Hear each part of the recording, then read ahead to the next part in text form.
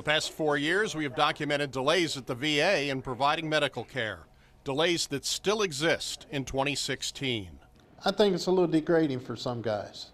Veterans have died waiting in line for their care. It just shows you how clueless some of the leaders, including Secretary McDonald, are at the VA. Central Illinois veterans forced to drive long distances to get care in cities like Indianapolis or Iowa City. Danville, St. Louis, Peoria, Jefferson Barracks, and also the Scott Air Force Base. They should be able to go to St. John's or Memorial or Springfield Clinic. They should be able to go to DMH or St. Mary's or the Crossroads Clinic here.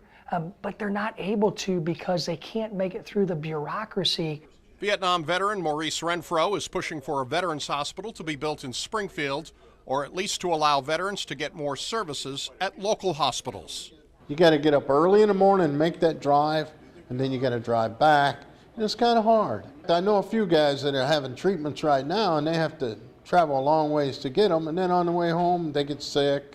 VA Secretary Bob McDonald touched off a firestorm when he compared VA waiting lines to the lines experienced by people at Disney theme parks. Congressman Rodney Davis was outraged. People that serve our country, fight for our freedoms, and want to go get diagnosed for maybe cancer, they're not going to ride Space Mountain. They're not going to Epcot Center. There is no comparison between Disney World and the wait times that our vets have to face at the VA. Under fire, McDonald apologized, but there's still a disconnect as to how long veterans are waiting to get care or having to wait for paperwork to be processed.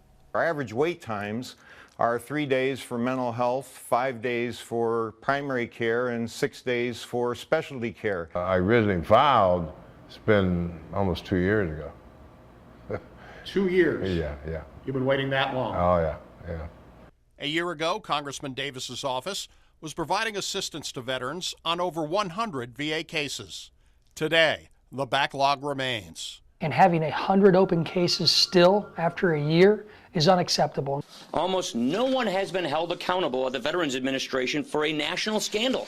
You have civilians working there, and a lot of them, all they're doing is waiting on a paycheck. They don't care if they treat you right or not. We need to have our military take the same focus they do in winning battles on the battlefield and come back and put that focus on the battlefield of getting our veterans the access to the health care at the VA, and they're not doing that. A battlefield made up of red tape. For the I-Team, Doug Wolfe, WAND News.